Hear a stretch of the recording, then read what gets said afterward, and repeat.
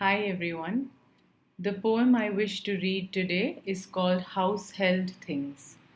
This poem was published in the Bombay Review in their May 2021 issue. Just a few words before I begin this poem. It's a long, long poem, and as all of my poetry, straight from the heart.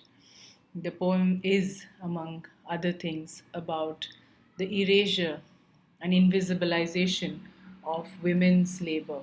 It's labor of love, it's labor that is hard labor, and it is labor that is often unpaid, unrecognized, and so on.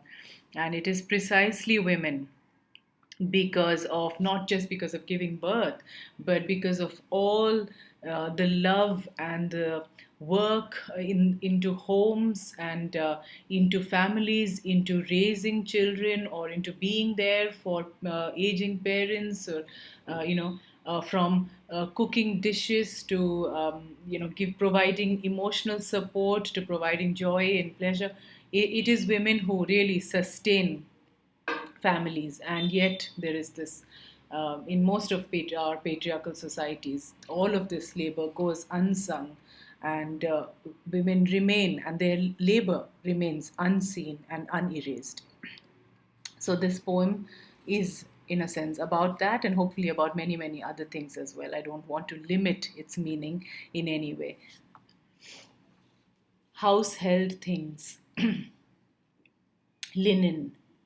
She flaps the sheet like a mast, the bed a ship that she does not sail. She beats the dust out of the pillows. The mattress she heaves to the open. She spreads a garden of flowers every morning, and at night she is crushed. The flowers stain. She will clean them out the next day. A ship that never sails, a garden abloom by day. Dust. She dusts with rags and with ragged hands. The settling of days gone upon things owned, wipes clean ceilings, fans that hang low and high, surfaces seen and unseen, and from the corners of eyes. She spreads out stars on the skies of her children's wet faces, dusts away anger in case it settles in their hearts, and tells them that it is a boat on a sea which they think is the moon's arc.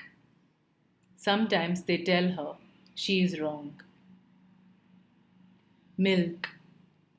She stirs and stirs like a witch all day, but has none of the potion's power.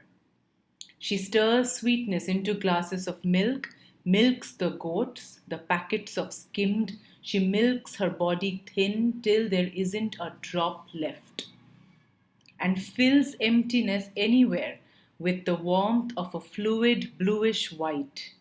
As she stirs and pours and cuts and kneads and kneels and burrows and fills, and the cream that is meant for her feet remains untouched.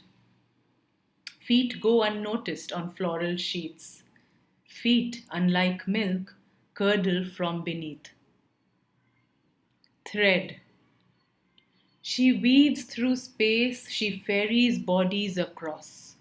Up and down, she moves round and round. The chairs are for arranging, not for sitting on, even when she's the only one playing. And the music has long stopped. She doesn't win. She weaves laughter into her arching fingers as she braids hair in the morning, coursing them through the tangles, untangling pain, stitching up the hurts and wounds in the evenings, embroidering the sealed skin with a flower or two, unspooling and then reeling in threads yet unbroken, tearing out others from the hem of a long day. Scent. She fills her hands, her nose, her nerves with the scents of turmeric, oil, fish, wet earth, rotten food, watery stools, neem leaves, curry leaves, antibiotics, cooking gas, bathroom cleaning fluid, dung, soap, and ink during the day, and searches her memory for the scent of dreams that she bundled into a knot, In the corner of the pillow she rests her head upon at night. The scent is something like dried tulsi leaves. She remembers to use a special concoction to rid her hand of the smell of labor before he comes in and locks the door from within. A scent of him takes over everything. Cups. She builds the worlds that you win, but when she dusts the trophies that you brought home, having conquered that which you already own, she cannot recognize her face in the reflection. It is deformed, caving.